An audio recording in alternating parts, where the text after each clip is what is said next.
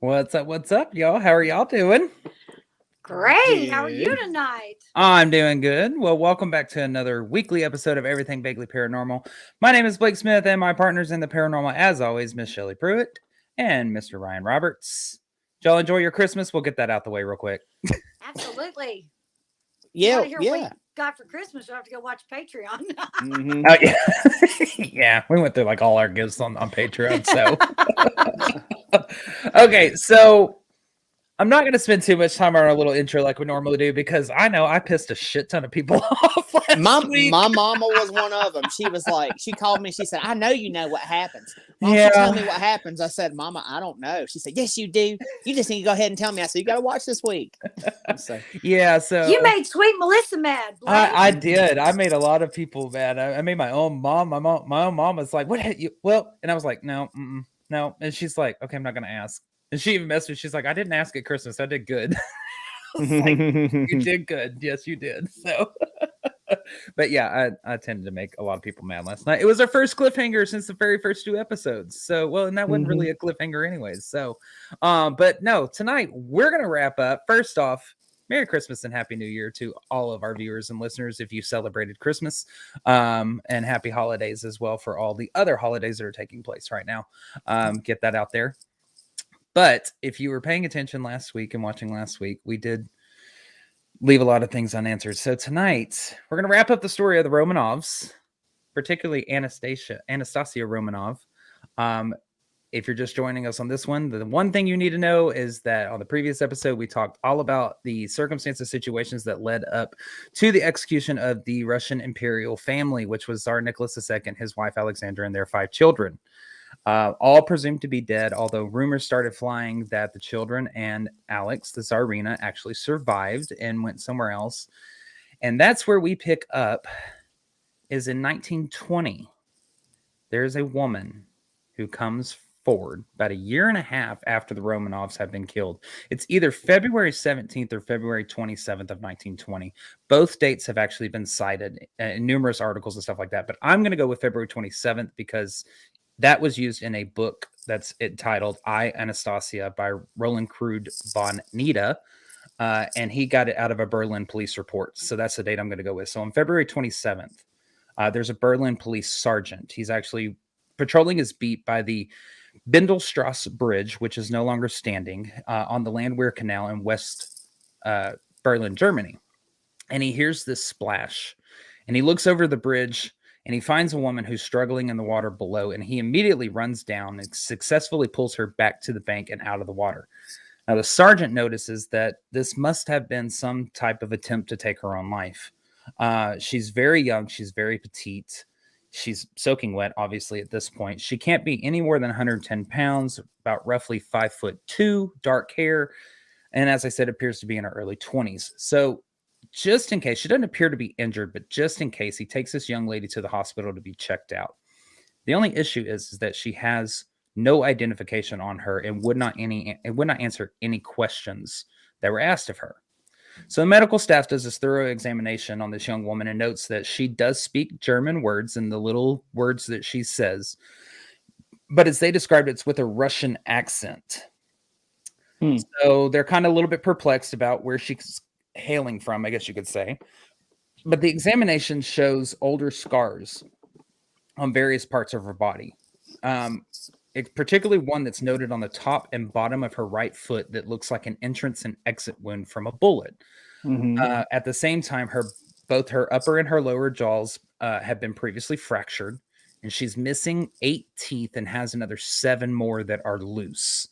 So she's obviously had some type of traumatic blow to her face at some point. She's been through the ringer, it sounds like. She has been through the ringer. So since she won't speak, the staff also does this psychological test on her to kind of establish a mental state for her. But it's pretty much useless.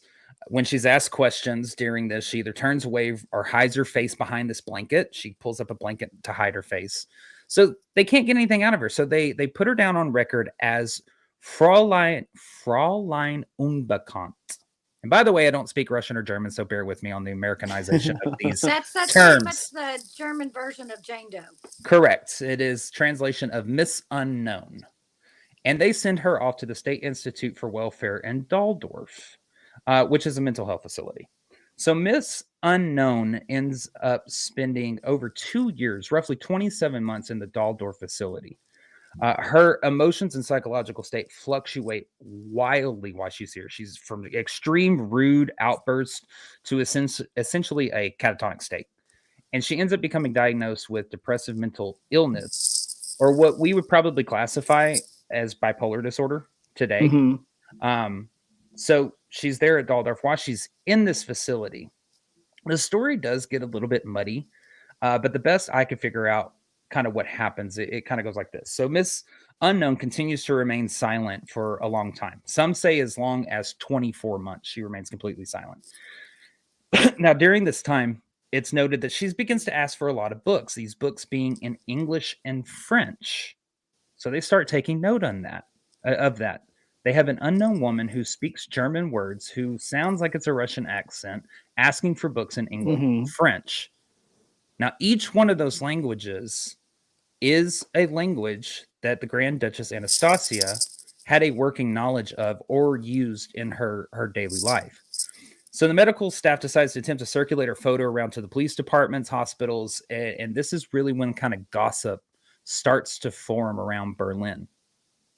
And she's also fingerprinted at this point, but these fingerprints bring back no hits. Now, putting ourselves in that time frame, the Anastasia Romanov case really would have been the equivalent of like today's Madeleine McCann, however you want to pronounce it. I think it's McCann. It's widely popular, and this local magazine that's known as the Berliner Illustrierte Zeitung, or BIZ for short, runs this article after hearing the rumors around town. And this article says, "Is a czar's daughter alive?" And one of the quotes from it says, quote, "To this day, it has not been possible to definitively establish if during the massacre, one of the Grand Duchesses was not just merely severely wounded and remained alive." So this article ends up running in early 1921, roughly a year after Miss Unknown's discovery. But again, still nothing from her. It's not until the latter part of 1921 that allegedly Miss Unknown reveals her secret to a nurse at the Daldorf facility, Miss Thea Malovansky. And Malovansky claims that Miss Unknown told her that she had escaped the massacre down in the basement of the Ipatiev house. And she swears Malovansky to secrecy. And that's cool and all until Miss Unknown gets this new roommate. I can't decide whether I like this new roommate or not. Her name is Miss Clara Puthert. This is a woman in her 50s, and she is hospitalized at the time for, quote, an attack on the nerves. So basically, I'm sure essentially a breakdown is what she's had. Yeah. But Miss Puthert lived in Russia in the home of a wealthy aristocrat as a dressmaker. So she knows the story of the imperial family. So Puthert and Miss Unknown end up befriending each other in all this. And it's said that Miss Unknown begins to tell the tale of her escape to her new roommate. And she shows her the article from the BIZ for reference. And Miss Puthert really buys into this story. And she becomes convinced that Miss Unknown is, in fact, the daughter of the Tsar.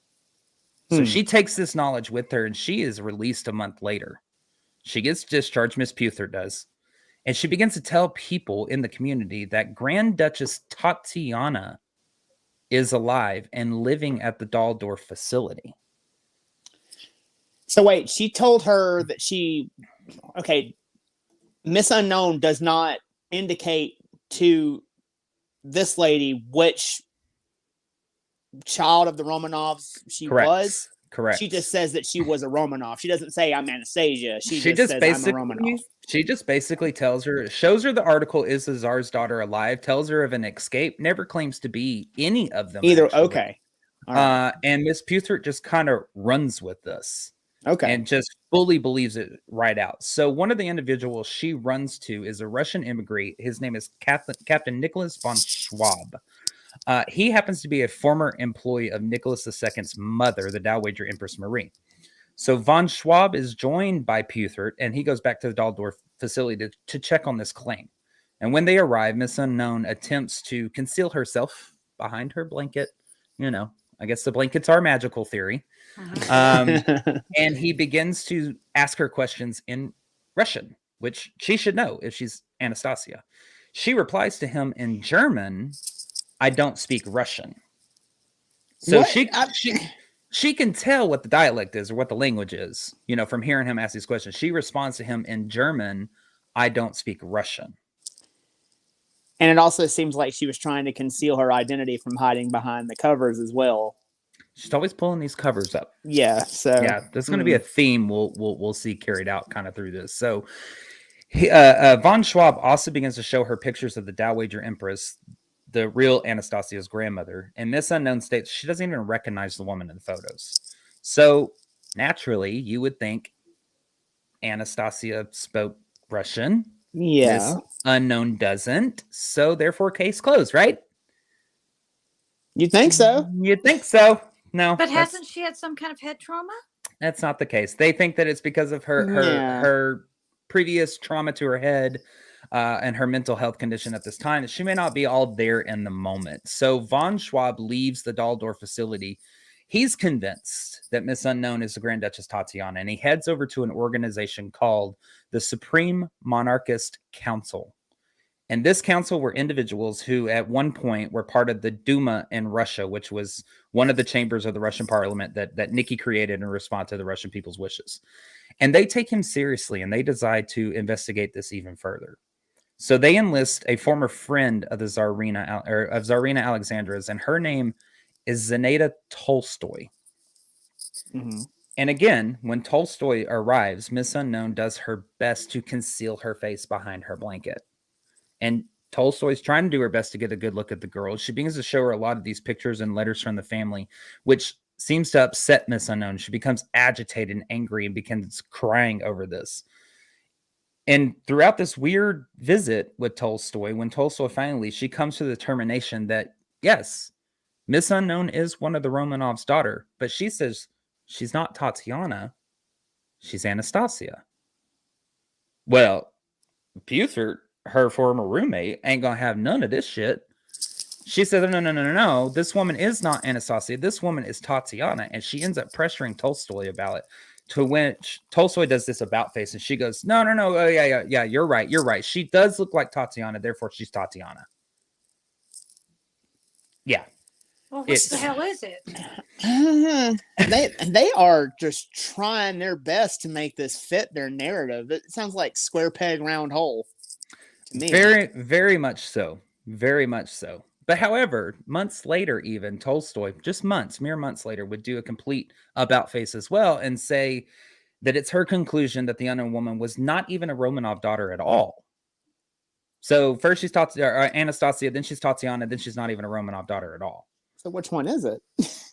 Well, at that point, it doesn't matter because the news already had broken in the Russian community in Berlin. And from there, it ends up getting into the actual media. Mm. And I think what's happening right here at this moment with all these people back and forth, what is it? Who is she? Is there's this level of desperation, I think, because you have on one hand, they want to have this happy ending, but you have on this other hand that they just kind of want some closure to this mystery. You know, I mean, even the Dowager Empress Marie at this point refuses to believe that any of her family members were killed in the basement of the Ipatiev house. The grief is too bad. She has to believe someone lived. Correct. But, however, the damage is done with this. It's already getting out to the media. So the council decides to send another person in. I guess we're just going to, just go down the line, so to speak. Keep on, yeah. Yeah. So they reach out to Princess Irina Prussia, who was the Tsarina's sister. And instead of going herself, the Princess Irene actually sends a former lady in waiting to the Tsarina, and her name is Baroness Sophie Buxhoveden. And the Baroness, this woman in the picture, had actually begged to join the family in Yekaterinburg, where the Ipatiev house was, where the family was massacred. That was the last time that she actually would have seen the imperial family, possibly one of the last people to actually see the entire family alive. So if there is anybody better to identify Anastasia or Tatiana, it's got to be this woman. She's going to be one of the last ones to see them at the time frame. I mean, we're only talking about a year-and-a-half difference, Mm-hmm. So when the Baroness arrives to see Miss Unknown, This visit is a little bit different. She actually speaks to her in English. Now, English was one of the language that Anastasia and Tatiana and some of the other children used with the Tsarina to speak with them on a daily basis. But Miss Unknown doesn't understand a single word. And then the Baroness again begins to show her pictures as well. And here she goes with her blanket, trying to hide her face again, as the Baroness is asking her these questions. But while she's showing these pictures to Miss Unknown, Puthert is kind of like right here in her ear, and she's like saying these things like, "Oh, well, isn't that Mama? That looks like Mama, does it? That's Mama, isn't it?" When pictures of like the Tsarina were shown. So this pisses the Baroness off. She rips this blanket down, and she finally gets this good look at Miss Unknown. And even though there was some resemblance, like in the eyes and the forehead area, the Baroness really didn't see much else. And she couples this with the height of the lady, and the Baroness comes to the conclusion that there's absolutely no way that this young lady is Grand Duchess Tatiana, stating, quote, "She's too short." That's actually what she said. Well, a few days later, Miss Unknown finally pipes up and she says, "Well, I didn't say I was Tatiana." And so she's trying to, I guess, lead this in a different direction. But that portion where the Baroness says she's not Tatiana doesn't get published in the media. But yeah, this thing, okay, you think maybe case closed at this point? Oh, we continue going. And Ryan, I think it's right on point. I think at this point you start figuring out, okay, maybe it's like they have this puzzle piece that they're just trying to groove in the place just right, just to make it fit. Yeah, I think you're right with the round peg, square hole type thing. So now the rumors start growing even more that it's another of the Grand Duchesses at the Daldorf facility, and that's Grand Duchess Anastasia Nikolaevna. And the Russian community in Berlin begins to send mementos and gifts to Miss Unknown and anything and everything that they could get their hands on that had to do with the Romanovs. They're just in case. Just in case. Yeah, just in case she is Grand Duchess. And she begins to receive more and more visitors as well. Well, two of these individuals that come to visit her are the Baron Arthur von Kleist and his wife. Now, they are both Russian immigrants as well. Baron von Kleist was actually the former police chief in Poland during the Tsar's reign. And they now live in Berlin. They have a crap ton of money. So the couple and Miss Unknown end up becoming friends during these multiple visits that they have. And the von Kleist end up requesting that Miss Unknown be released into their care. And with no other family there to be able to claim the woman, the Daldorf facility, obliges, so to speak. And they release Miss Unknown into the von Kleist care. Where it gets me, though, on this story is, here's the thing. In von Kleist's mind, what he claimed and spoke out loud was that a daring exodus from the Bolsheviks could induce amnesia and transform a physical appearance. Okay, what? Trauma can affect you in that way. I'm not saying it's out of the realm of possibility. This is what he is thinking in his mind. But however, he also knew that in the unlikely event that the imperial family did reclaim the throne or their hidden wealth, then official recognition of the Tsar's daughter would definitely benefit his position. Oh, yes. So, go ahead, Ryan.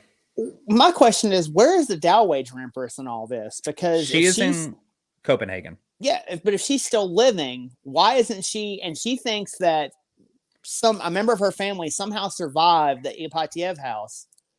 Why isn't she coming down and checking this out? What is she doing? I tried my best to find the answer to that, because at this point I was thinking the same thing. I'm like, where the hell is the grandmother? The grandmother that's still alive that got out, where is she? And what I could best conclude, I was never actually able to find a 100% definitive answer, but that the seeing her and having to relive this was too painful for her. Okay. And that she didn't want it to turn out in the negative and have to go through this for no reason. Okay. So she just ended up. Could she legitimately go back to the country, though, without being fearful for her life? Well, we're in Germany at this point. Oh, okay. Yeah, we're in Germany at this point. So she's not in Russia. She's in Berlin. Okay. So she could have come down. But I think that reliving those moments and then if it comes out to be false, then I think that, Well, we it would have probably been too don't much know for a what hand up. her state of health was either. Maybe traveling that distance might not have. Maybe she couldn't physically do it. So that's Very true. again, I don't know her age at the time that all this was going on. But if you think she's the grandmother, she got to be at least 50s, probably more than At likely, least, yeah. Oh, at yeah. least, and you know, lifespan was really only about 60, 65, maybe if Mhm. you were Yeah. lucky. So yeah, she might have been considered up there in years and Mhm. perhaps not have been in great health. Sure. So the Von Cleese end up moving this unknown in, and they begin to shower her with like these clothes and this room and board and food. And it's really kind of under their care that her fame begins to climb. She begins to call herself Anastasia, probably, no doubt, prompted by the Baron himself. Mhm.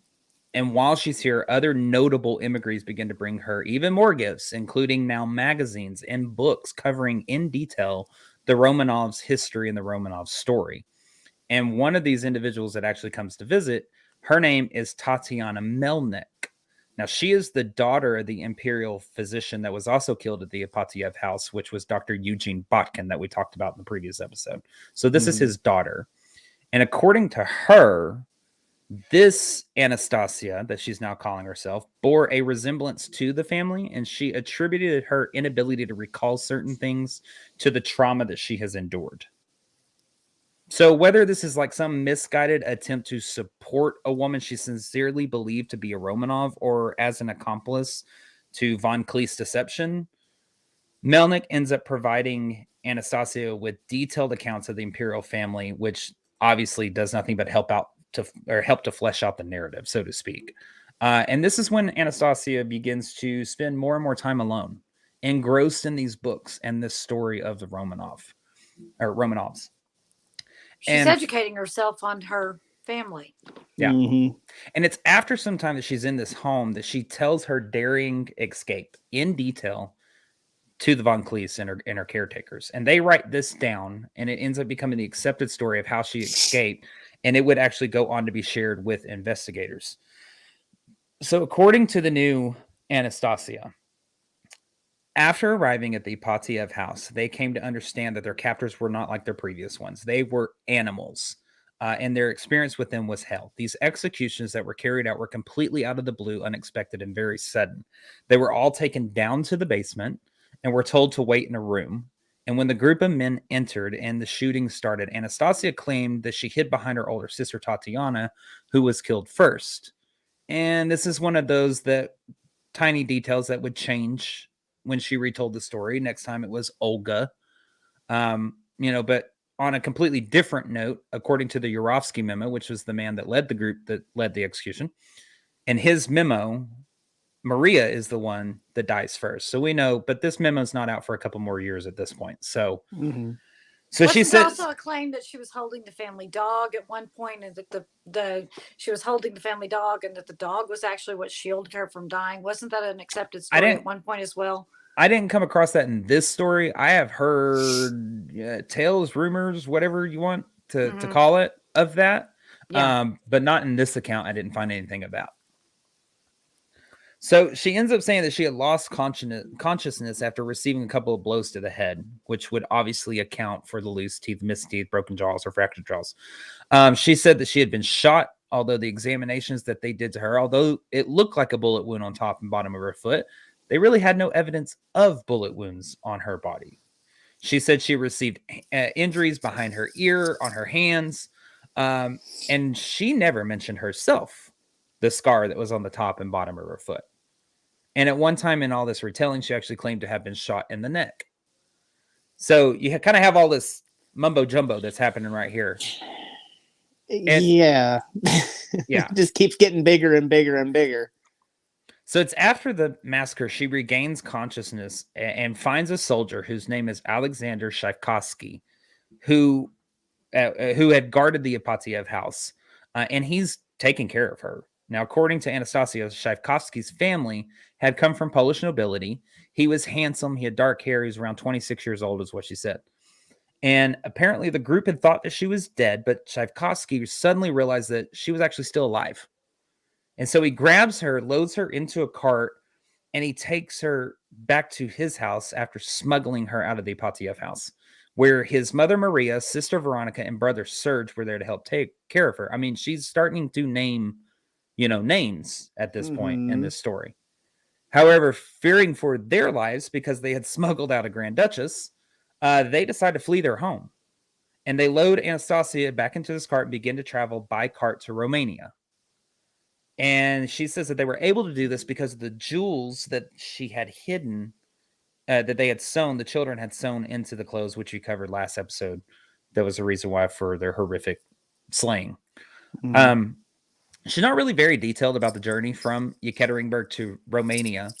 That's a long way, isn't it? Especially by cart. We're going to get there in a second. Okay.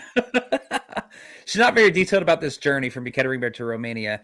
She claims that she doesn't remember much of it, but somewhere along the way, conveniently, she realized that she was pregnant. And she actually tells the Von Cleef's daughter this next portion of the story. She stated she'd actually been raped by Alexander Tchaikovsky. However, she didn't resent him for it or hold any animosity towards him because, according to her, she saw him as like an animal because he was a Bolshevik. That was her reasoning. Her reasoning was that the Bolsheviks were not as domesticated, if you will, as the Romanovs were in her mind. So Anastasia said that she had given birth to a son in Bucharest on December the 5th of 1918, and she names him Alexei or Alexander after his father. And it's after the baby's birth, Anastasia and Alexander end up getting married in January of 1919. And she says she actually had to convert to the Roman Catholic, tongue-tied words are hard tonight. Roman Catholicism, so that the baby could be baptized, and she ends up marrying Alexander under the name Anna Romanska or Anastasia Romanova, one of the two. I don't know how you get to, but it's what it is. So they continue their move, and on the run, because the Bolshevik agents were still after him at this point, Alexander is found, captured, attacked, and killed in Bucharest in 1919. So Anastasia ends up leaving this baby behind with Alexander's family and continues on making her way through Romania and into Germany, where she ends up making the attempt on her own life. Now, big time spoiler alert here. There's a shit ton of holes in this story. More holes than Swiss cheese. First, I'm going to talk about the big old elephant in the room, which is the baby. Okay, my logic is this. The imperial family is executed on July 17th of 1918. She says she gives birth on December 5th, 1918. And to me, the math ain't mathin'. Okay? I mean, she would have been wounded, and Alexander would have had to, take care of her, whatever. There would have had to been maybe a little bit of healing. I don't know. So, I mean, at this point, we're probably talking about August before she's allegedly taken advantage of. So we're looking at a child being born at 16 weeks. Yeah. Yeah. That just don't add up. Yeah, that bun ain't had time to cook. No. I mean. Well, and even if that bun did have just enough time to cook that it could survive. You left the heir to the Romanov dynasty, the last surviving heir, male heir, who could inherit the throne, behind with some random family? Yeah. That you considered animals? Yeah. Yeah. And secondly, no. Let's talk about the travel. Brian, you're right. Yekaterinburg to Romania, depending on exactly where they're going in Romania, that's 2,200 miles by cart. Yeah. Not to mention she is heavily injured. She is bleeding. She's in and out of consciousness. That's going to take 2 weeks at the least. She said it took a lot longer than she said it was months. Yeah. So, I mean, I don't know. Third, she's moving throughout the Asian and European continents without any identification, which in the research that I looked up was even difficult to do in the early 1900s.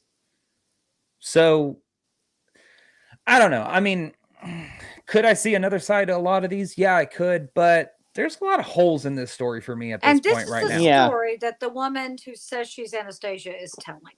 Correct. This is the story she is telling as her her story. facts, her true story. Mhm. And the last thing is all the family that she had throughout all of Europe. I mean, her father's first cousin was the Queen of Romania at the time. Then you also have King George V, who is her father's other first cousin. You know, Mhm. it had been nothing for her to go to the Queen of Romania for refuge, and I'm sure she would either been sent to the And UK say, or "I'm Copenhagen.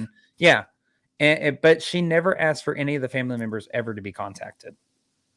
So she ends up being questioned about a lot of this stuff, and her responses to these, because she has answers, these are her responses to these questions.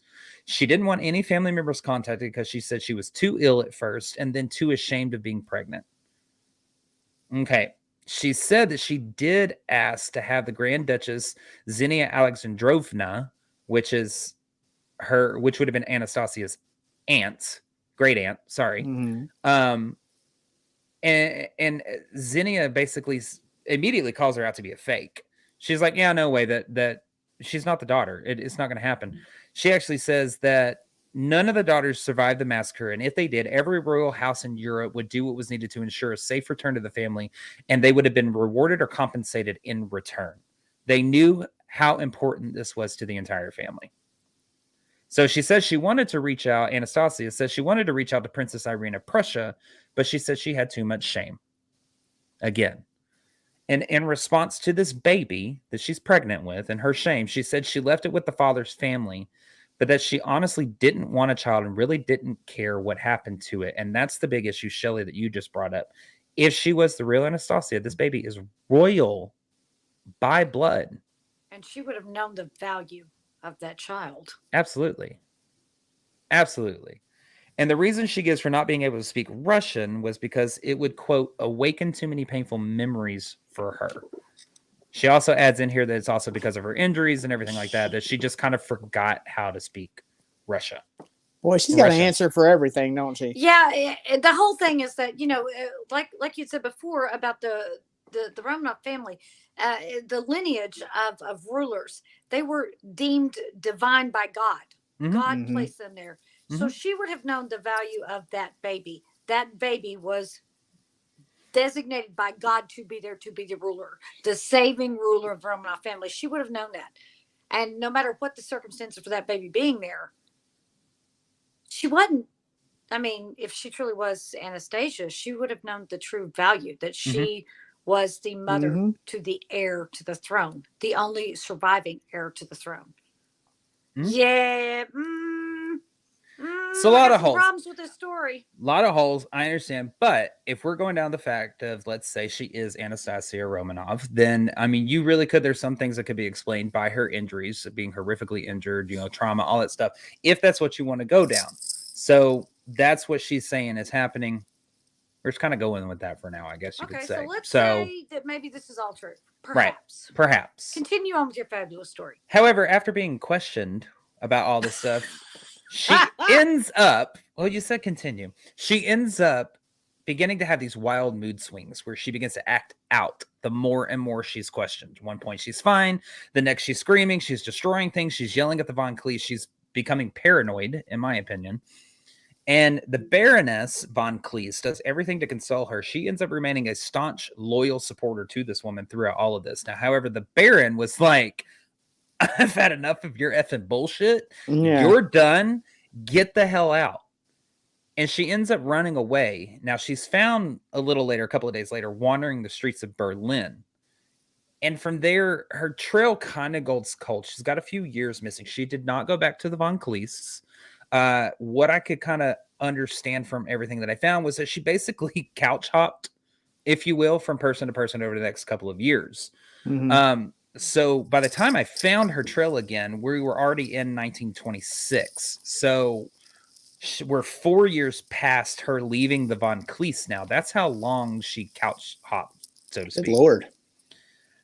And we find the newly named Anastasia Shavkovsky in a hospital because she's taking on this name now because she's been married to this soldier. She's in the hospital. She's contacted tuberculosis. She also has an infection in her elbow.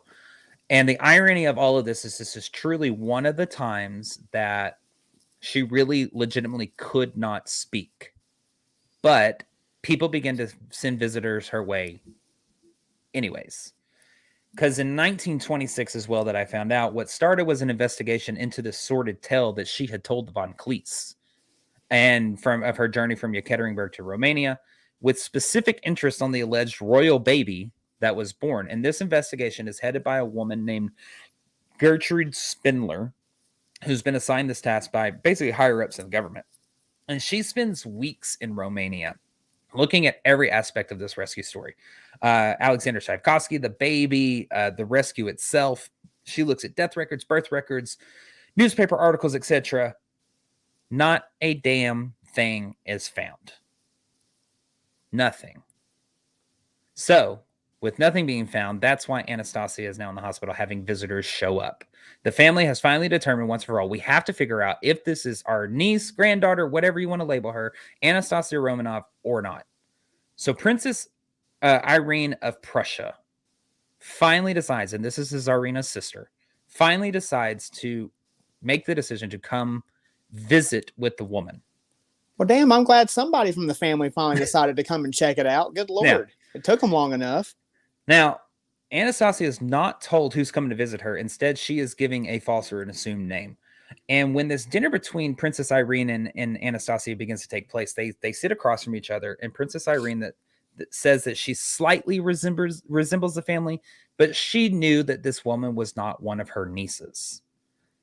And of course, Anastasia doesn't speak to Princess Irene because she found out she's under a false pretense, all this stuff. It's just a shitty dinner, so to speak. Yeah. But when it's after the fact that it does come to light that it was, in fact, the Tsarina's sister, Princess Irene, that came to visit her, Anastasia begins to write her letters saying that she was upset. No one had told her who she was, that she's so sorry, that she should have reached out sooner, da-da-da-da-da. She should know who she was. If that was her aunt, for the love of God. I mean... But again, head trauma. I mean, still, that's just too convenient. Well, and Princess Irene basically goes... I'm not answering it. She leaves the correspondence unanswered and she basically washes her hands of the situation. And that's the last that Princess Irene's ever involved in this. And I think it just really goes back to that fact of the Dowager Empress Marie not wanting to believe that any of her family was actually killed in the basement of the Ipatiev house. Because you end up having, after Princess Irene's like, no, it's not her, blah, blah, blah. You have another side of the family that comes in. You have Prince Vladimir of Denmark. Now, this guy, guys, I got to tell y'all, this guy, the three of us would have flippin' loved. This guy is what we would classify in today's time as a true crime fanatic. Awesome. Let me see the picture again. He really wants to help solve this mystery. True crime fanatic and Captain Crunch impersonator. So he ends up hiring a private investigator to begin working on this case. Now, in the meantime, after he does this, Olga Alexandrovna, which is Nikki's sister, the Tsar's sister, sends the Imperial children's French tutor, Pierre Gilliard, to come and visit with Anastasia. And he is actually one of the individuals who was able to make it and go into the Ipatiev house in Yekaterinburg after the massacre. So he has seen the aftermath. He has no doubts that nobody could have survived this, you know. So in his visit, he's able to actually get a good glance of Anastasia's face. And he says, quote, "I could not find the least resemblance between Frau Tchaikovsky and the one who had been so dear to us." And that is his actual determination. So he says nope. He says, nope, no go. So the only similarity he was able to find was the color of her eyes matched those of the real Anastasia's, which was like a gray blue. So I guess I'm a goddamn Russian princess too. Me too. Me three. We're all Russian princesses. Hey, Hooray. Woohoo!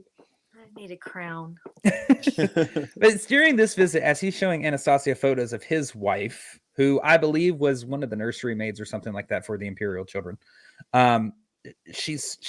Anastasia starts to realize, I've got to come up with answers when they start showing these photos. I've got to come up with something.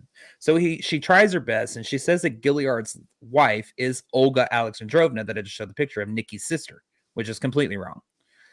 And Pierre Gilliard basically says, I'm not going to make a determination. I'd rather come back and visit this woman again when she's not so sick, because remember, she has tuberculosis and this infection. She really is actually sick at this point.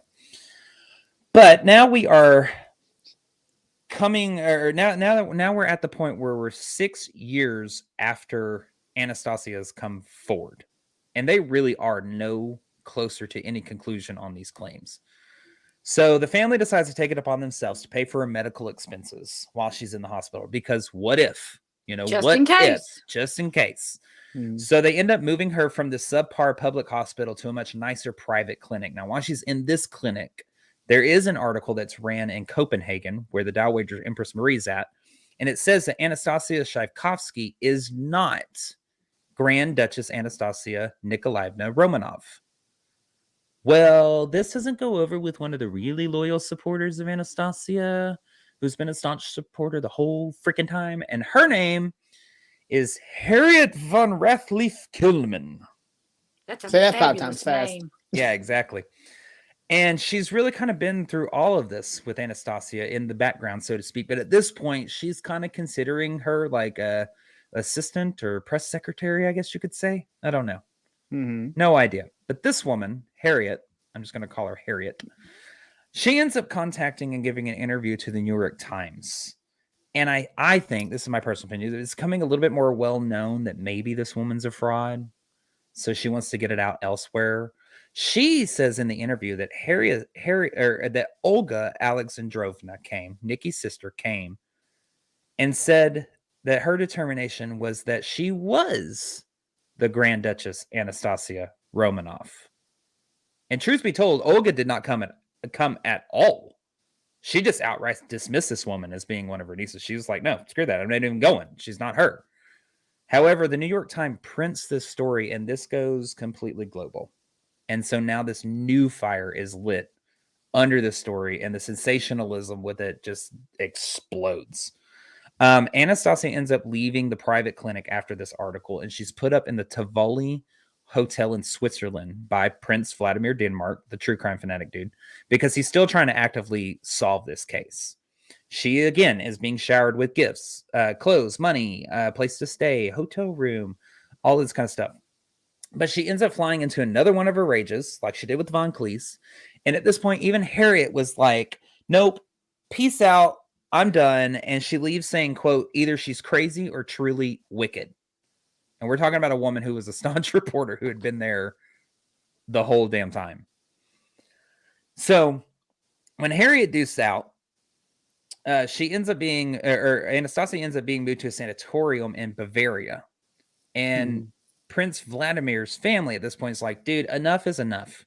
They take away the form of payments that he's giving her, the money being used for the hospital, all this kind of stuff.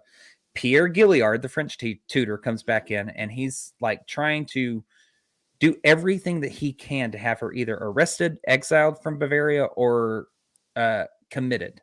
He wants her, because the tutor is like, this is not her. He's like, this is not her. Yeah. He's like, it's not the person I taught. At this point, she's mooching. I'm tired. Down. Yes, exactly. Yeah. So he's coming back in to help Vladimir's family be like, dude, enough's enough. It's not her. Well, all that's going on, Anastasia's supporters petition another side of the Romanov family, Duke George of Leuchtenberg, which I do not have a picture of. Sorry. He's the second cousin to Nicholas II, which is Anastasia's father. And he decides it's now on him to take her in. So he allows her to stay in a country estate that he owns, which is known as Schloss Sion in southern Germany near the Austria border. And it's like this weird sequence of circumstances kind of take place at this point. She begins to start to isolate herself a little bit more. She doesn't interact with any of the people that are there at the state. And her once fluent German is now becoming very broken and harder to understand. But nobody thinks anything of it because, trauma, head issues. Woohoo! Yeah, that's the issue. And the family continues to send her visitors to try and figure this out. Next up on the revolving door of Anastasia Tchaikovsky is none other than Felix Yusupov. Now, if you remember from the last episode, he is the guy who was involved in the murder of Rasputin. Yeah. So you can imagine, as an individual, this person is coming to see you. He's killed your mother's greatest confidant, and he wants to come pay you a visit. You would be terrified, right? Mm-hmm. No, she's elated. She is happy. She can't wait. Initially. Until she either reads something or somebody tells her something. And she does this light switch moment and she becomes completely terrified of his visit. And later would say that he even attempted to kill her during this visit, but she had managed to escape just in time, as she put it. So we have all this happening. By now, the country is completely, or the area, continent, whatever you want to talk about, Europe is completely divided, half believing she's a fraud, half believing she is the real Duchess Anastasia. And one of the final visitors that she receives at Schloss Sion was Gleb Botkin. Now, he is the son of the imperial physician Eugene Botkin, and he comes with his sister, Tatiana Melnik, that we talked about earlier. Mm-hmm. And both Gleb and Tatiana end up in agreement that this is 100% the real Anastasia Romanov. And while they're visiting her there, they basically tell her, look, it's no longer safe for you in this country. You've got to get out. You got to go. So Gleb had already reached out to another one of Anastasia's, the real one, second cousins, Princess Xenia, who's now living in New Jersey after marrying an American. She agrees to let Anastasia come and stay with her. So she comes to America in 1928, but when she arrives, Princess Xenia is actually out of the country, but not to worry. There is a socialite, Annie Jennings, who says, oh, you're out of the country. I'll take care of her until you get back. No worries. And she agrees to pick her up at the airport. And Anastasia becomes a toast of the town. You have this Russian princess, Grand Duchess, living among the Americans. Jennings gives her a place to stay. She takes her on shopping trips to Fifth Avenue. She gives her credit cards to use. I mean, Anastasia is like hamming it up at this point. Mm-hmm. Well, Princess Xenia finally comes home, and Anastasia moves in with her in Long Island in Oyster Bay. And Xenia becomes completely convinced that she is the real Anastasia. And her exact words were, quote, although there wasn't much resemblance, my intuitive impression of the family resemblance let me know that it was her. Whatever the fuck that means. Yeah. She basically said, I think so. Essentially, yeah. Yeah, she kind of looks like her. It was good enough for me. Yeah, exactly. Yeah. Well, that quickly sours. And by August of that year, Xenia's fed up with her and she kicks her out. Well, Anastasia Tchaikovsky makes a move and finally gives herself a legit name at this point. Anna Anderson. And she moves back in with Annie Jennings as well. And we're back to the same routine, the same circle. Money, credit cards, shopping, etc. So she's got it made. All she has to do is maintain it. That's it. Well, because it's this story, she can't. She lives with Jennings for about a year and a half, roughly, and one day it just all comes crumbling down. In 1930, she begins to believe she's being spied on by everyone she comes in contact with. She begins acting out. She's paranoid again. That's setting in, and she's having these massive emotional breakdowns. She begins screaming at Jennings, causing a scene, going on a tirade through Jennings' home. She storms out, decides to go shopping after this fight, quickly finds out she's been cut off whenever the credit card declines at the store. She comes back, continues this whole scene. By the end of it, somehow, she ends up being chased naked on top of the roof of the penthouse, where she's forcibly dragged back inside by the servants to keep her from jumping off the building. And Jennings is like, dude, on the phone with doctors. Yeah. Trying to find doctors that she's willing to pay them to declare her delusional. Just get her nut out of my house. So that's what ends up happening. These doctors come and get her, and she ends up in a rest home in Westchester County, New York, where she stayed for over a year. And in 1931, she ends up leaving this rest home in New York, flies back to Germany, where she's again admitted into another facility, but this time it's a psychiatric clinic in Hanover, Germany. This facility was paid for by Jennings as well, and she ends up voluntarily, this time, staying for over a year. So once she gets out, she begins this long journey again of couch surfing all over Europe for the next like 10 plus years. I mean, among these people, it's the Von Cleese. She goes back to Harriet von Rathluff-Kilman, who's now back in the picture, by the way. And she begins taking these handouts all over. But during these 10 plus years, there's a couple of notable things that do take place. In 1938, or from 1938 on, the newly Anna Anderson has a team of lawyers who continue to contest the distribution of the Tsar's estate. This ends up becoming a very lengthy court battle that would go down as the longest running lawsuit in German history, in which one of the lawyers actually dies destitute because of how much money he spends on it. Wow. Also, during this 10-year gap, this family reaches out stating that they believe they knew who this woman was. It's this Polish family. One of the adult children, her name is Gertrude Szenskowska, swore that Anna Anderson was Franziska Szenskowska. And Anna Anderson denied this. She sets up a meeting with the family in which it's concluded that, okay, she wasn't a member of the Szenskowska family. So those are the couple of notable things that happened in that 2-year span. So we finally, that's her trail goes cold, if you will. We get to the end of World War II is where we pick back up with her. Anna Anderson is given a former army barracks by another person in the family, Prince Frederick Saxon-Altenburg. Well, she ends up turning this house into a hoarder's house, and she's forced to vacate this house. While this is happening, in 1954, a play comes out about Anna Anderson's life and about her being an Anastasia imposter. It opens in London. It stars Sir Laurence Olivier. It opens in Broadway after that, and eventually becomes the film Anastasia in 1956, starring Ingrid Bergman, which I haven't seen yet. I need to go see it. So again, in 1956, there's this renewed interest in this story. So Prince Frederick decides to give her another go and gives her another house. It's in this small village called Unterlingenhart, which is on the edge of the Black Forest in southwestern Germany. And here she kind of becomes this tourist attraction. She lives alone because of the movie that came out. She lives alone with her 4 wolfhounds, which, by the way, are fucking massive if you've never seen one. And this house is all kinds of messed up again. She begins to get all of these cats. She's got these dogs. Dogs are sleeping on the bed. She's sleeping on the couch. It's becoming cluttered and filthy with all the animals. The walls are covered in pictures of the imperial family, though. And it's kind of becoming a health hazard. She lives like this for about another 12 years. Man. While being sought out by reporters because of this new movie. This is actually a picture of her in that house surrounded by all her clutter.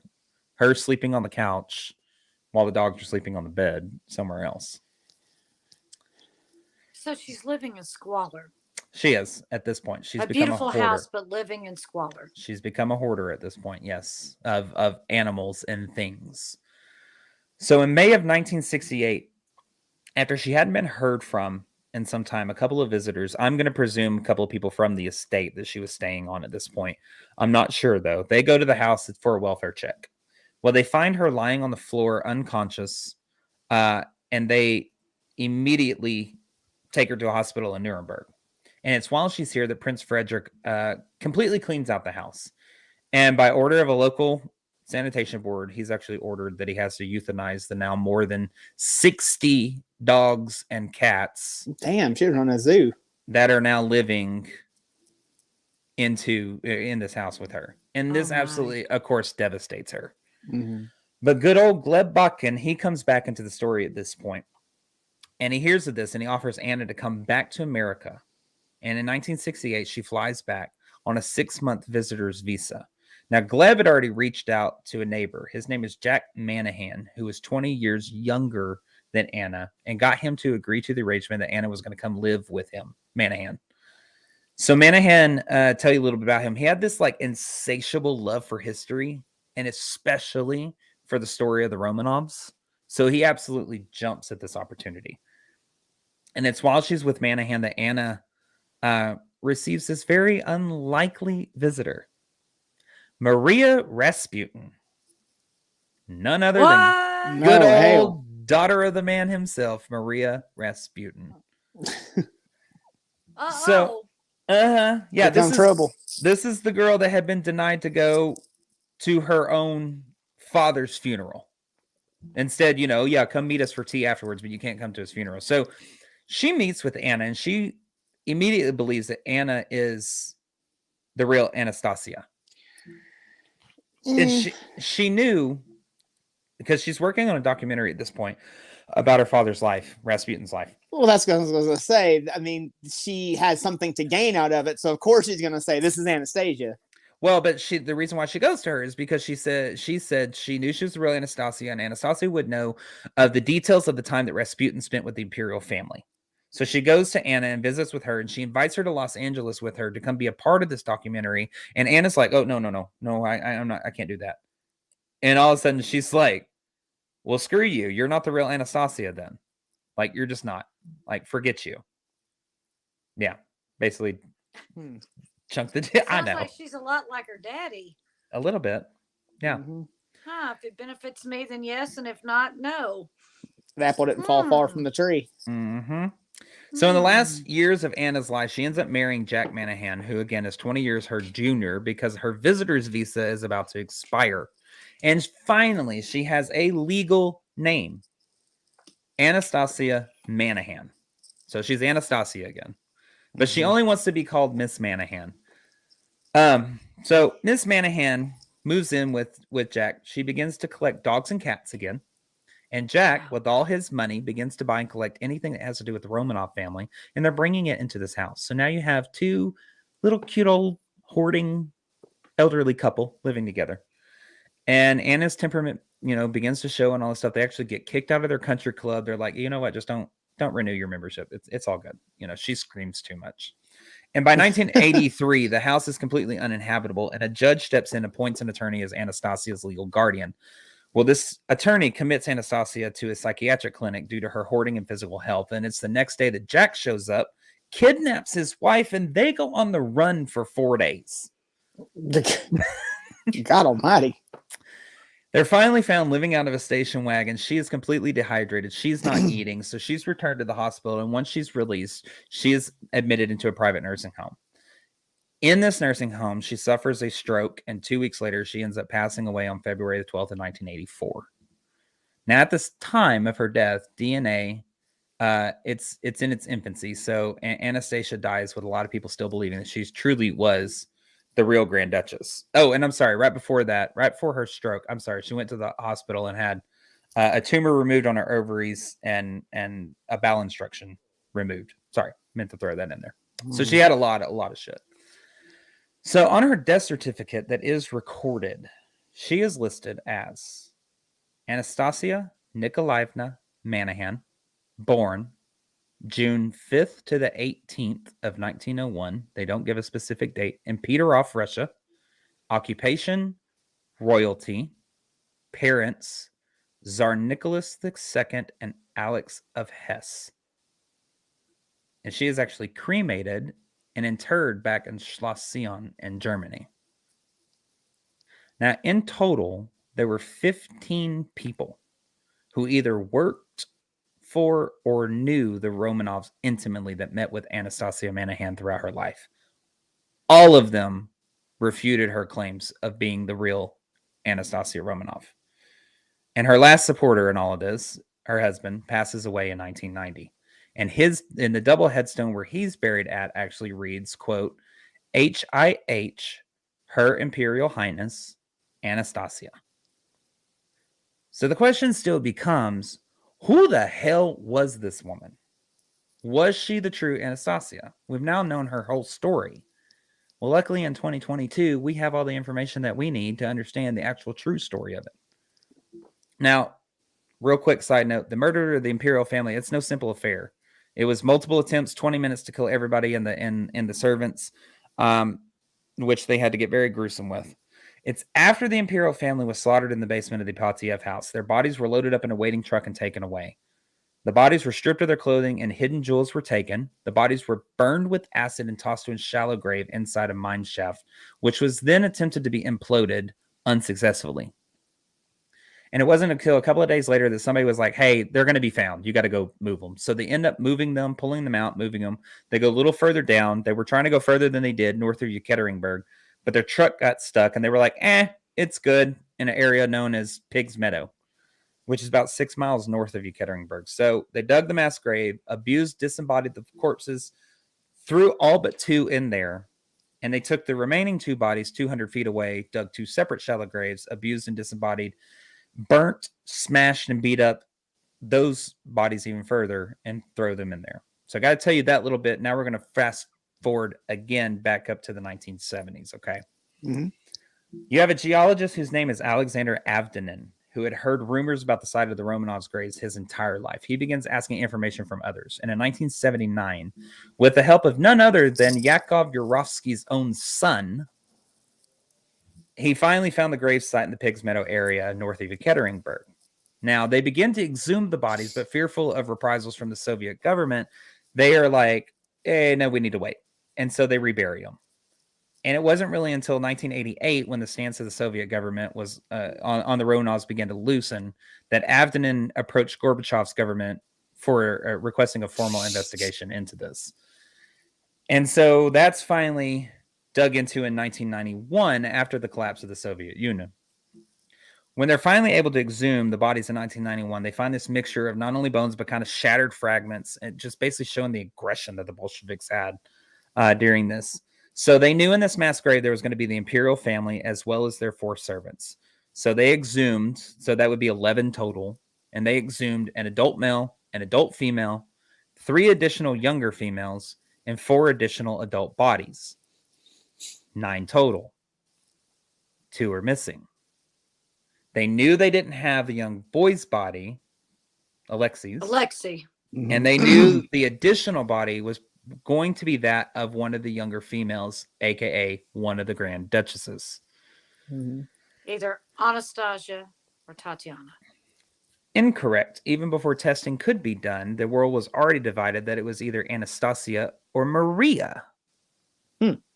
Those were the 2 that they were fighting over. So both of them were in similar age, height, physical appearance. And even though this pointed towards this is the Romanovs' grave, there was still this mystery behind it. Now, luckily, during this time, DNA had already come a long good way, and that's what this group utilized in order to find out their answers. So they take DNA from the femurs of the adult female and the adult male that they presume to be Tsar Nicholas and Alex. And they requested and received blood samples from both a grandnephew of the Tsarina as well as Prince Philip, Duke of Edinburgh, Queen Elizabeth II's husband. So both the grandnephew and Prince Philip, they were descendants of the Tsarina's mother, Princess Alice, and also of her mother, Queen Victoria. So real easy, figure out how this works. They look at the mitochondrial DNA, and what it is your mother is going mother to daughter. You're going to pass that along in the female line, almost unchanged, almost identical. So if they can compare that mitochondrial DNA, because the mother's also going to pass it to her son, but it's not going to go any further than him. They can compare that in the son and Prince Philip or the grandnephew with that of the Tsarina. It should be the same, therefore matching the bones that it is them. Just give you layman's terms of that. And that's what they were able to do. They were able to match the Tsarina and 3 of her daughters. Now, they were going to try and do the same for Nikki, but the closest living relative would not cooperate, so they had to hunt down a more distant relative, and they also exhumed Nikki's brother, George. Same process of elimination. They were able to figure out that this was, in fact, the body of Tsar Nicholas II, along with his family. So with that, they knew that the 4 remaining bodies were going to be that of the servants. So the big question was, where the hell was Alexei and the last Grand Duchess? And it's with the possibility of Anastasia being the one female sibling that was still missing. That's where the question comes in, is could it really truly be this woman this whole time was telling the truth? Well, they were about to find out, because we have DNA. So with that done, they decide, you know what? Now it's time to test her. Well, I told you that little snippet about the tumor on the ovaries and the bowel obstruction, because they had no idea where they were going to get the sample from to be able to test her. She's done. She's dead. She's cremated. She's buried. Right. Yeah. Mm-hmm. Lucky for them, the hospital where she had that tumor removed and the bowel obstruction removed saved a sample of her tissue. Oh, wow. So they hand that over, and another lady comes forward with a sample as well, because she was also a true crime fanatic and infatuated with the Romanov story. So when Jack Manahan died in 1990, she goes to the estate sale to try and get some books from his library because she's obsessed with this story. In these books, because they hoarded everything, were envelopes marked Anna's hair. So using 3 separate laboratories, they take the tissue and they take the hair sample, they run the DNA analysis, put it up against the Romanovs, and what do you know? Anastasia Manahan claimed her whole life that she was the Anastasia Nikolaevna of Russia, and according to those test results, Anastasia was not the real Grand Duchess Anastasia. Matter of fact, she had no relation to the Romanov family whatsoever. So then we are now left with this question of, who is this woman who pretended to be a Russian princess for so long and was able to fool millions of people at this point? But she didn't fool the 15 who knew the family who came. But she had a lot of the world convinced. Yeah. Well, we have that answer too. Turns out she was a Polish woman and a factory worker who had gone missing in early 1920. But so many people dismissed this truth because they couldn't believe that some Polish peasant could impersonate Russian royalty so well. Well, let me tell you how she did it. Her name, her true actual name, Franziska Shenskowska. She is the woman that the Shenskowska family came forward claiming to be back in 1938. The reason in that meeting with the Shenskowska family why it was determined that she was not Franziska Shenskowska herself is because it had already been established with the Nazi army that if it was determined she was a fraud, she was going to be imprisoned. And her family went along with the lie to basically keep her out of imprisonment. Matter of fact, refusing to sign any affidavit saying one way or the other that she was a fraud or not. So they basically did it to save her life. Basically did it to save her life. Yep. She escaped by the skin of her teeth. So who was Franziska? Real quick story of her. She's born in 1896 near the border of West Prussia and Pomerania, which is today northeastern Germany and northwestern Poland. Her family actually did have ties to Polish nobility back in the 15th century, which would explain her knowledge of that and why she claimed the Bolshevik soldier that had rescued her was of Polish nobility as well.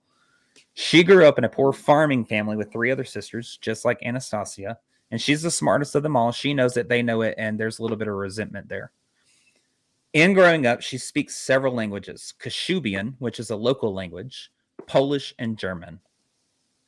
And growing up, she's her father's favorite. She's able to skip chores, work, all this stuff. She's able to read more and just kind of beat herself. And this resentment towards her family kind of grows. Her father's known as the village drunk, and his wife, Mariana, I'm not sure if that's her actual biological mother or a stepmother. I wasn't able to figure that out. But she yelled at him so much in town that the village kids feared her and referred to her as the witch, which is something I aspire to.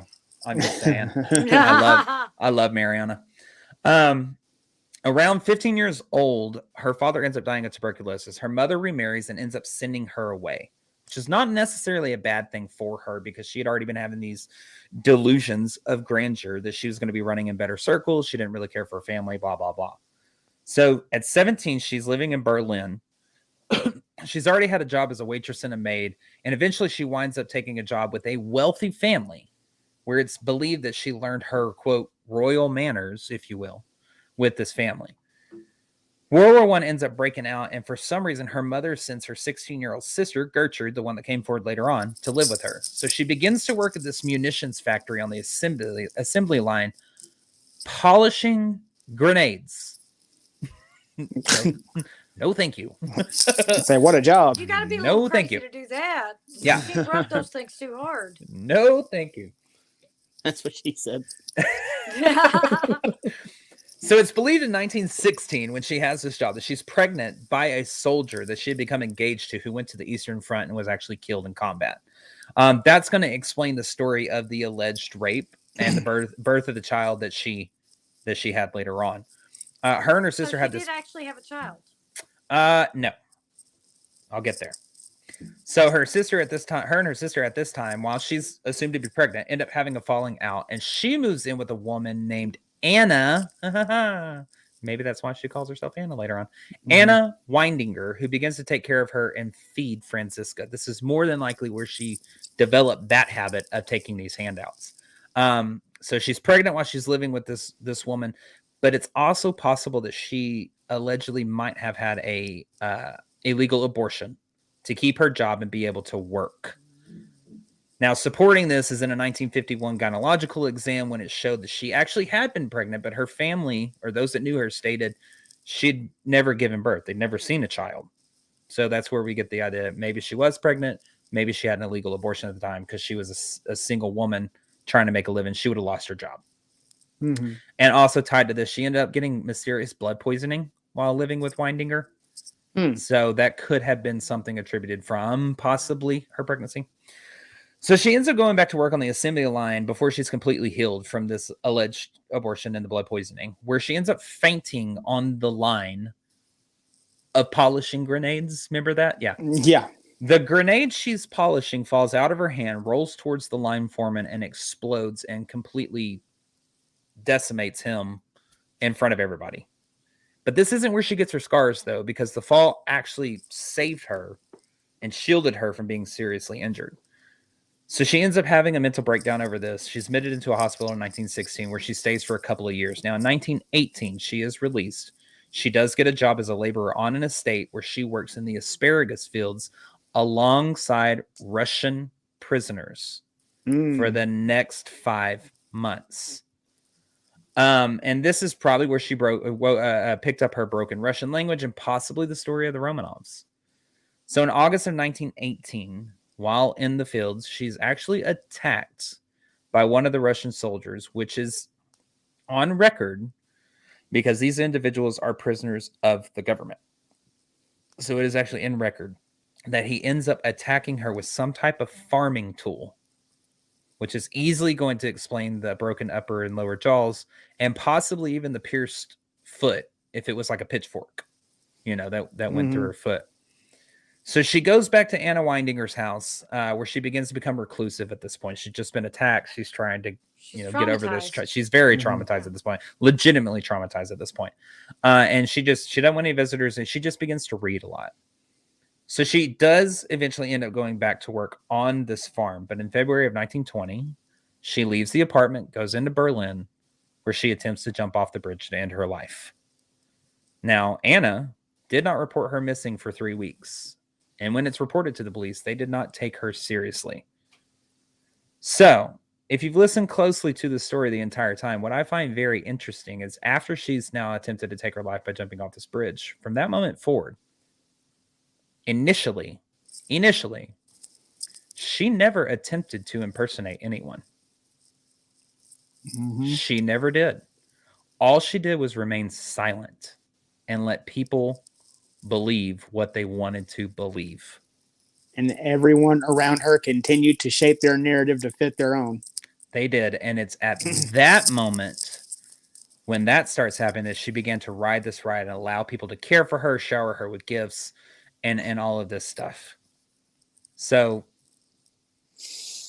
I don't know. It's kind of, she never initially attempted to impersonate anyone.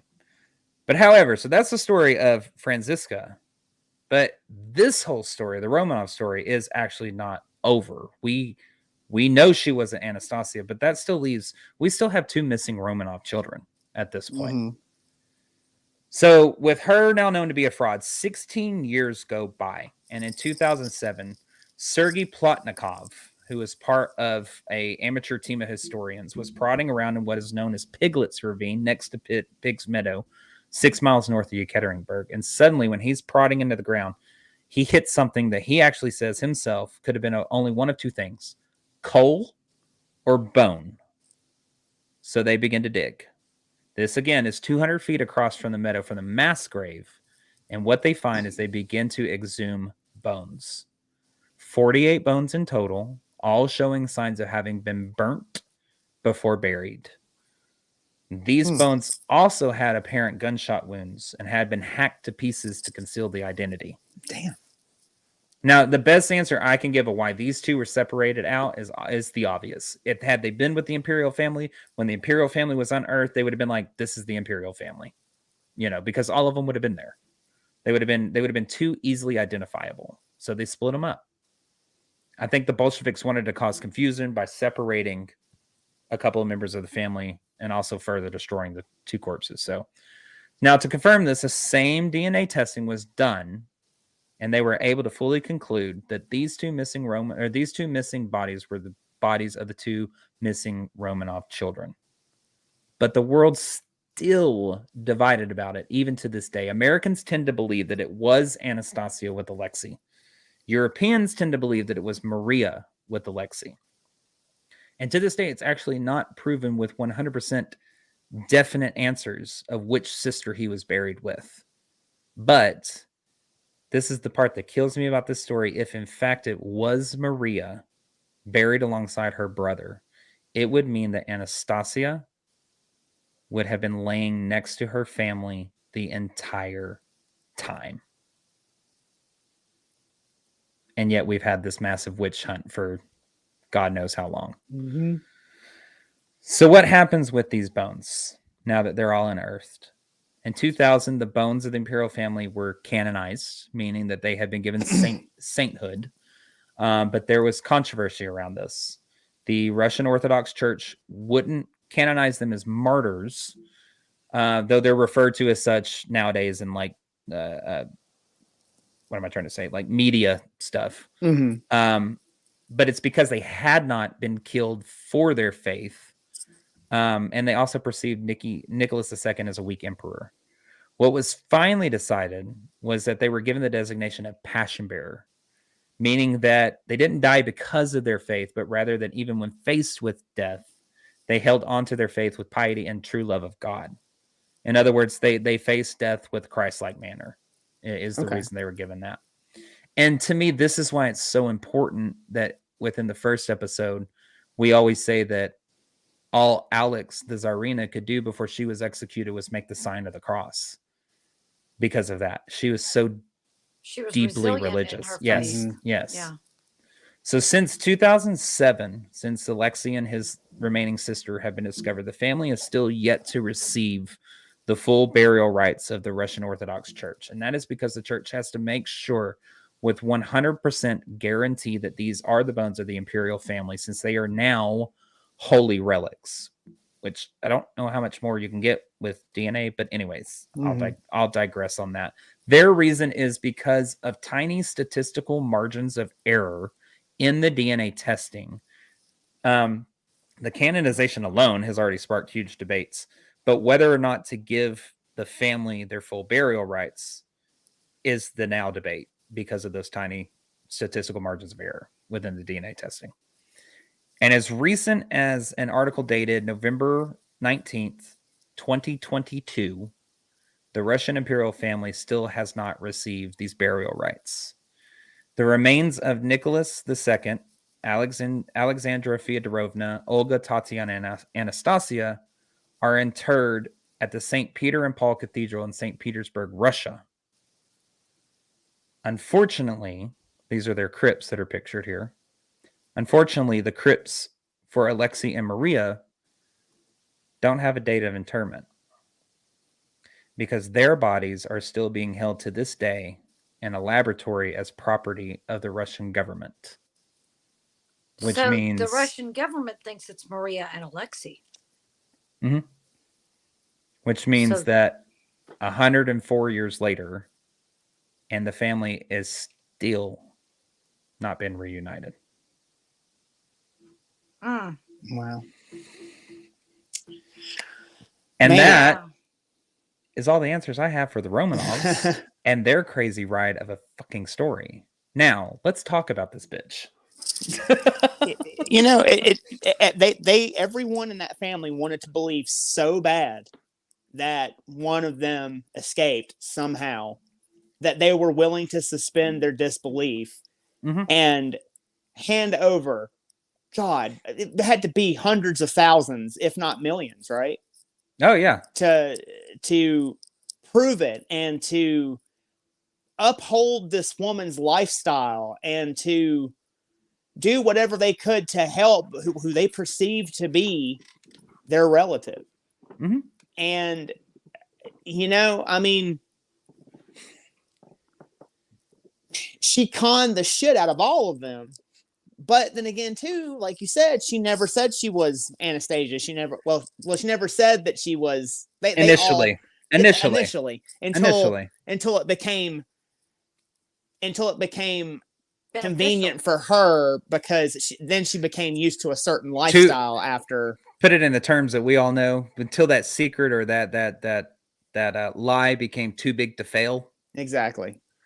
Yeah. And she got in either A, she got in over her head and didn't know how to get out of it, or B, she got used to a certain lifestyle and she wanted to continue that lifestyle. So at whatever cost, I'm going to go along with the story.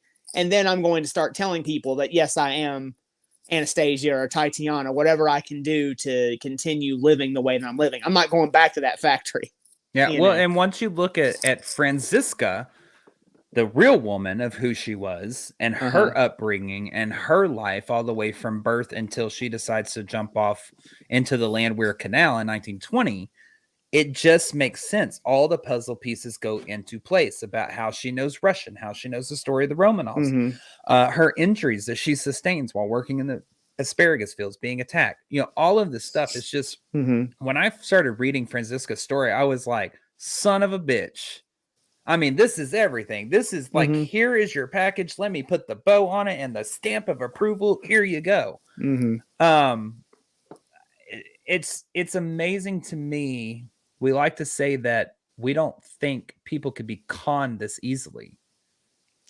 But look at the story, I mean, True. And grief can make you do crazy things. and I think that that's the exact mixture of it. I think it's a mixture of Mm-hmm. grief. You are not wanting to believe the truth of what happened, that everybody actually did die, in fact, in the basement of the Patiev house. That either you can't handle it, and then here's this Mm-hmm. woman coming forward saying, "Hey, hello, I'm hurt." Now, mind you, there were altogether, I think it adds up to be like 16 impersonators Mm-hmm. that came forward, either claiming to be one of the Grand Duchesses, Alexei, or even an illegitimate child Mm-hmm. to the Russian throne, trying to claim stake. But this is the one. All of them else were completely dismissed. This is the one anomaly that was taken so seriously and investigated for 70 years. By the time that she dies, or well, more than that when you start adding in the DNA stuff. So Mm-hmm. it's just, I don't know. To me, it's just that combination of all of that it's just so easily believable. I think there's other factors with the Dowager Empress Marie. She's probably in Mm-hmm. people's ear, like, no, it didn't happen. I'm the grandmother. Believe me, because she either couldn't handle or didn't want to handle the grief that came along with Mm-hmm. knowing that whole family was slaughtered. People just have a very hard time letting go. And when it's something that is, when it's someone that is so important to you that you don't want to believe, you can put the blinders on and go along with whatever. Um, and it's not even just the royal family. It's look at all the people who believed that she was Anastasia and continued to bring her gifts and things like that. I mean, they just had a hard time letting go. I mean, I think it's the same reason why people refuse to think Elvis is dead. Like they, it was so important to these particular people that they'll believe fucking anything and they'll just go right along with it. No. Well, her story, Anna Anderson, let's call her that. Her story is very traumatic, and she was obviously suffering from some serious mental illness. She had been through a lot. She had been extremely traumatized. I think that she wanted so to be much more than what her status in life put her at. But I think that it worked because she was the embodiment of hope. Mm-hmm. Mhm. The hope that out of this horrible, horrible thing that happened that one person could do to another person, this horribly vicious, violent killing of children and this royal ordained by God family, there was a hope, this little glimmer that maybe the bad guys didn't win. Yeah. And I think that's what everyone wanted to be part of, was that hope, that just maybe, just in case. And she was able to give them that. And the people that wanted that hope, they had it. So, can you really be angry at her for allowing them to have that hope? Can you really be angry at them? You had these people who didn't, who said, no, it's not her. But the rest of them said, we want that hope. We want to believe you and we want to be part of this. And she didn't tell them different. She allowed them to have the hope. See, And so, now I saw an interview with this woman. I saw an interview with this woman, and she was a snarly, nasty, rude woman. And to me, I remember when I watched this interview with her, that I even thought that might really be a princess. That might really be a princess. I was a little bit kid, and I thought, but she's so mean, no, I that story was there. I cannot fault those who loved the real Anastasia for having that hope in this woman. I can't fault them for that because I can understand where they're coming from. They want so desperately to believe that somebody Good survived. triumph. Mhm. Yeah. Or that their loved one is still alive. Now, this bitch who decided to impersonate a dead girl and take advantage of people's emotions and monetary aspects, financial aspects of their lives. Yeah, I can have resentment towards that bitch. I'm sorry. I understand she had a traumatic life. I get it, and all this stuff that she went through, what she went through. But just because you have that doesn't mean that you get to prey on others. Do you think Exactly. let's play this game. Do you think though at some point, because she had been coached, because she obviously was suffering from mental illness, do you think at any point she believed that she actually could be this person? Oh Do you yeah, think she had been told so much? And in that case, if she truly believed that she was this person, was she lying? If she truly believed it, does that make her a liar? yeah, but it doesn't matter if Wait. Mm, If you're not right in the mm. head, you can tell me all day long that my name is Shelley, but I think if my name is suddenly, Blake, and I make you call me Blake, that's who I believe to be. Am I lying? Doesn't make it fact though. But No. am I lying? That's what the question is. You If I believe yourself, that I'm Blake, am I lying then? Ryan, get your tea. You yourself. All right, here we go. You yourself to yourself are not lying. Because if you say a lie enough over and over and over and over again, you yourself are going to eventually believe it. It is going to become so ingrained that you're going to end up giving yourself false memories about it. It's going to become part of who you are. It's going to become part of your history. But just because there's that fact doesn't make it fact and truth in the context of the grand scheme of things, in my opinion. But if it had become so ingrained that she believed it, does that mean that she was not lying in that case? She had become to believe it. Again, it doesn't make it the fact. Her It doesn't make it the herself, fact. though. Her But herself. in that case, was she lying? That's fine. She probably She had didn't think been- that she was. Okay. But see, it's not that's just where it her. comes in. But it's not just her, because take her blood, do the DNA on it. The woman doesn't have a drop of Romanov blood in her system. Therefore, she's lying. This is this whole facade. In my opinion, I understand that she has mental health issues and all that stuff. And I respect that. I respect that aspect of her life. But just because she begins to believe this lie doesn't make it so that she can get away with what she was doing. It doesn't make it right with what she was doing just because she herself is believing the lie. And those around her were perpetuating it and coaching her and buying Doesn't make her it right. books to you're exactly correct. But again, it comes down to with her trauma, was she lying?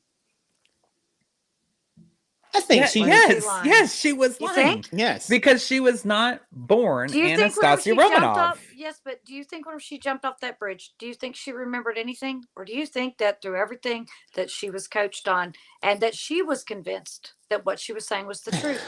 There is some semblance of the woman that was born and raised prior to 1920, from the 1896 when she was born up until 1920 when she decided to jump off into the Landwehr Canal. There is some semblance of that woman still in her life, because I understand that she's having mental health issues. Somebody who's in that deep dark a place doesn't get there without some type of emotion or thoughts or things going through their head. I understand that.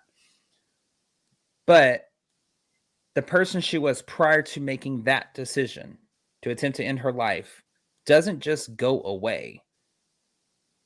But there are documented cases of people who have amnesia and cannot remember anything and take on whole new personas, act differently, and become someone else and meet the people that they knew before they had had this mental issue, and they remember nothing.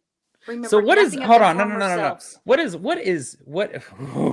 what is your stance? Where are you coming from with this? What is your stance? I'm playing devil's advocate because it's Ah, fun. that's not a stance. No. What is your stance on this? I believe, and this is totally my opinion, I believe she was Fine. convinced she was who she said she was or who she pretended to be. I believe that she took on the persona and she did her best to be that person. And I think it was because she had mental health issues. Uh, I'm not completely convinced that she was sure at the end of her life that she knew who she was. Again, goes She had back to lived the the fact lie. that she had She had lived the lived lie. for so long that Not Right. it had me. become the lie. Go I for think it, she Ryan. knew damn well who she was. I think she was just taking the ride and taking everybody else for a ride. I think she knew exactly who she was. But if I have all these rich aristocrats, I've been working in a factory and almost blew up with a damn grenade, and all these damn rich aristocrats are showing up and giving me money. I'm not saying me personally. I'm saying putting myself in her shoes. I think that she was okay. I'm Anastasia all fucking day long.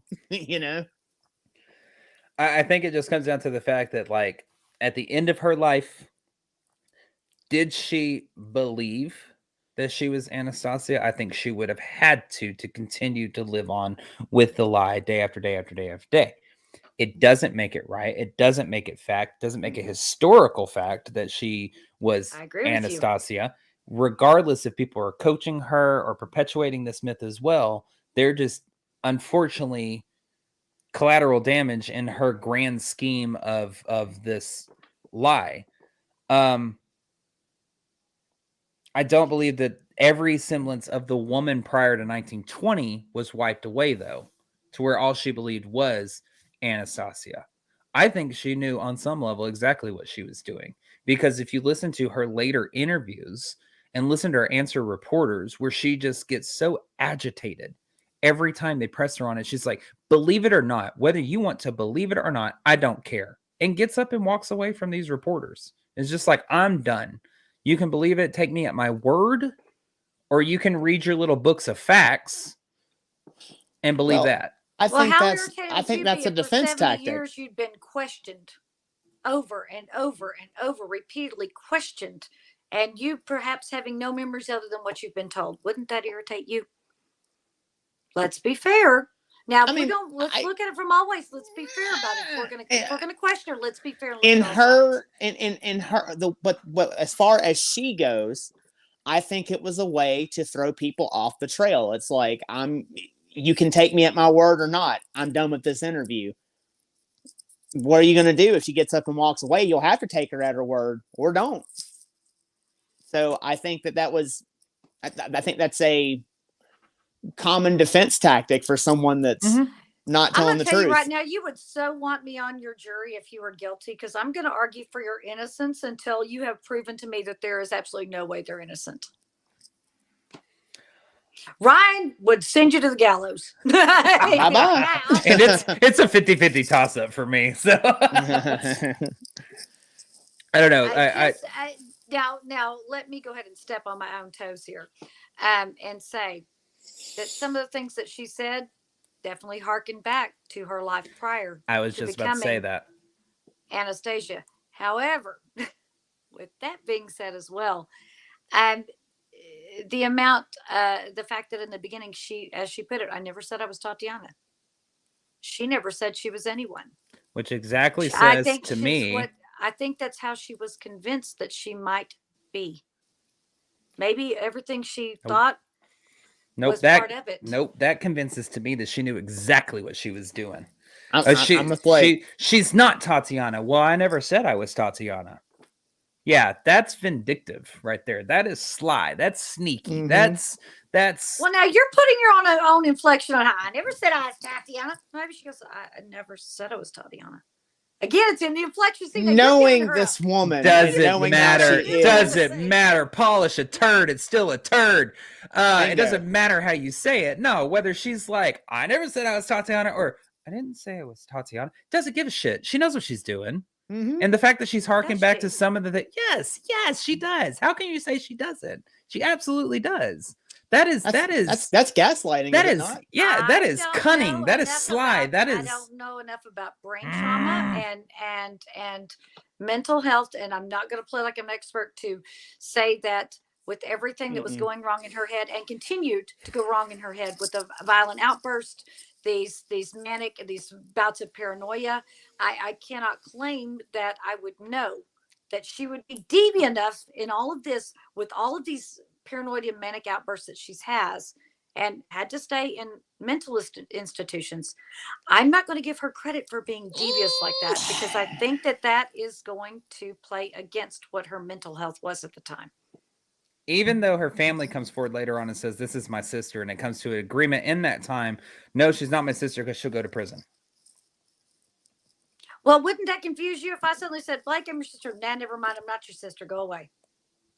Well, at that point, what do you believe? Well, no, they said that she wasn't their sister, because if they did say she was, from what I've read, yes, that was the conclusion of all of it, was that basically that if they would have said, yes, she was her sister, that she would have been in prison because she was a fraud right now and had defrauded half the freaking world at this point. But did they tell her that? They decided to do that, but did they tell her that? Was there a dialogue that I read word for word that happened between the Shankovska family and Francisca? No, there wasn't. There wasn't a word for word dialogue. The Shankovska family did not say that they talked to her and decided that they would not do this. Far as I this can find could have out. added to her confusion. To say, "Oh yes, I'm your sister." Oh no, I'm not. No. What? No, this bitch was devious and cunning, and she knew exactly what she was doing. Be careful, you're perhaps talking about a royal. Oh my God. Yeah, okay. But hold on, wait, no. First off, I gotta say I'm the king of France. Go ahead and clear it up. No, I'm not gonna clear anything up. I'm actually gonna say agree to disagree on this, because we could be here all night on this, because you're never going to get me to go to that side. I know, but and you're never going to. And we don't know that she had head trauma because she jumped into a canal. She didn't knock her head. Well, we don't know that. She did from the grenade. Well, no, not the grenade. Hold on, get the story right. If you know, we need to tell the story of Anastasia correctly. She's royal. Yeah. Duh. The attack in the asparagus field. Yes, that was the head trauma. However, okay. I will say that was a few years before, was it not? That was prior. That was about 1918. Okay, that was 2 years before this even happened. So, yeah. So I will say agree to disagree on that. However, I do have a really cool side note and story to add at the very end of this. Okay. So I went to go research the Romanovs, and I ended up posting something on Facebook. I think it was like upcoming future episode, like the Lost Princess Anastasia Romanov or something like that. Mm-hmm. And one of my really good friends who lives in Dallas was telling me, she messaged me. She's like, oh my God. She was like, you're doing this. I don't remember exactly what the whole thing, but anyway, she's like, I have a story. And I was like, okay. I was like, tell me your story. Oh God, I hope I get this right. If I don't, please don't kill Anastasia. Me. She's Anastasia. My friend's Anastasia. God. No, problem solved.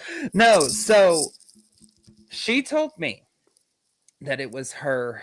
Okay, I want to get this correct.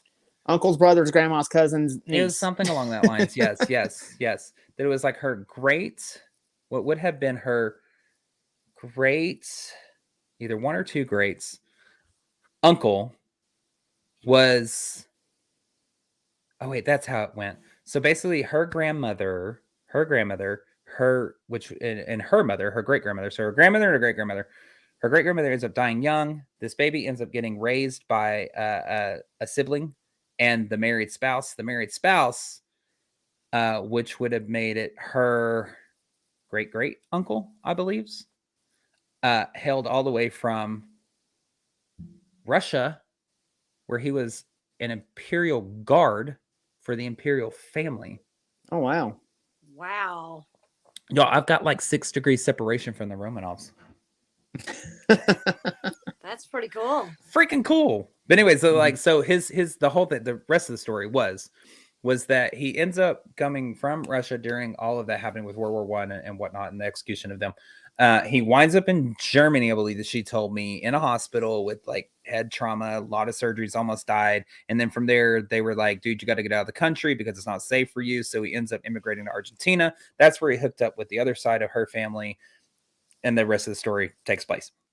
And so what she told me is that, I cannot verify this, but this is family tradition story passed down through the generations, that he was so close to the imperial family that he was going to be the one that was going to be in charge of taking the Grand Duchesses out of Russia prior to their execution, before they were taken prisoner, I believe. That was, or it may have been after they were taken prisoner. Anyways, he was going to flee with them. That was the whole thing. And prior to that happening, he ends up getting attacked or hurt or wounded in a battle or something like that. That's where he winds up in Germany and all that stuff. So just so yo, my jaw was dropping the whole time. I was like, what? Wow. I was like, that's insane. What the? I was like, I just need to have you on the podcast and just let you tell your story, because you got fascinating stories. Maybe a Patreon exclusive. Yeah, for real. Maybe or something. A Patreon exclusive. There you go. I probably butchered that story to holy hell, so I hope that they'll forgive me if I did. But I was just absolutely fascinated by that. So, but anyways, that is the story of the Romanovs, Anastasia Romanov, Franziska Shanskowska, and what happened with the rest of the remains. So just remember, whatever social media channel you're watching us from, we are not only on that social media channel, we are across the board. So make sure you go and follow us across the board, because we got some great things that are coming out to exclusive to certain channels. We are on Facebook, YouTube, Twitch, Twitter, Instagram, TikTok. And don't forget our audio versions that you can also find us on, which is Spotify, Google Podcasts, Apple Podcasts, and about 19 other channels. Anywhere you get your podcasts and download them, search Everything Vaguely Paranormal and look for the green sound wave. Shelly, take it away. And if you want to know what we really talk about, because child on here, we behave, go become a Patreon member. The link is scrolling at the bottom of your screen. It's $5 a month. There are no tiers. It's $5, get you everything. All of our pre-broadcast, all of our post-broadcasts, which are wildly popular for, I know why, and never mind. And also, if you are a Patreon member, you are entered into a drawing to come and do an on-air broadcast with us, where you can ask us anything. Once you if you win that and you get to come on with us, then you go into a secondary drawing, and if you are drawn from that group, you will go on a Patreon exclusive investigation with us, with the venue provided by us. All you have to do is get yourself there. So go and become a Patreon member, $5 a month. And Ryan, tell them what else they need to know. Also, please go rate and review us anywhere you get your podcasts. Tell 2 friends, have them tell 2 friends, tell us about it. Words are hard. Have them tell 2 friends, hit the subscribe button on YouTube. And guys, we actually have some events for sale right now that are going on. We do. So we have 2 events that are going to be coming up. Our first 2 investigations that we have on the books that are ready to go for 2023. That is going to be the Gregg County Historical Museum on February the 18th. And our first ever offer for a 2-night, that means 48 hours in a haunted location with the 3 of us, at the Old Park Hotel in Ballinger, Texas. Y'all, you've heard us talk about it. By the way, the Estes Method between Shelly and Rhonda is now live on YouTube. It is Patreon. Got to see it first for a couple of weeks. Go watch it. It is fascinating. And then go buy your tickets for Old Park, because both of those, Gregg County Historical Museum and Old Park, are almost sold out completely. We will post links tomorrow on our Facebook page so that you can quickly find the tickets. And guys- by the way, none of these are cattle call links. I mean, No. they're not cattle call investigations. These are very small number batch tickets. So And for guys- 48, for 2 days at Old Park, it is just going to be a Mhm. small little group. And Old Park is getting very, very hard to get into. Death Walker has since dropped, so its stock is rising. It was already pretty tough to get into as it is, and now its stock is rising even more. And our documentary will be coming out soon. There's a teaser trailer posted online about our time at Old Park the last time we went. So Yep. please go check that out. ScareNetwork.tv. That's where that's going to be at. And also, And make we're sure doing. that you go ahead. I was just going to wrap it up and finish it out. Go ahead and say what you're going to say. I was just going to say, make sure you go like, share, and subscribe. Absolutely. And don't forget about our other segment we're doing on our pre and post broadcast 2 Question Tuesdays. If you got a question, we're going to answer it for you. You can submit those at the evppod@gmail.com, THEEVPPod@gmail.com. Y'all, we want to thank y'all so much for joining us this week. For myself, my name is Blake Smith. And as always, my partners in the paranormal, Miss Shelley Pruitt and Mr. Ryan Roberts. We are everything vaguely paranormal. And as always, we will see you.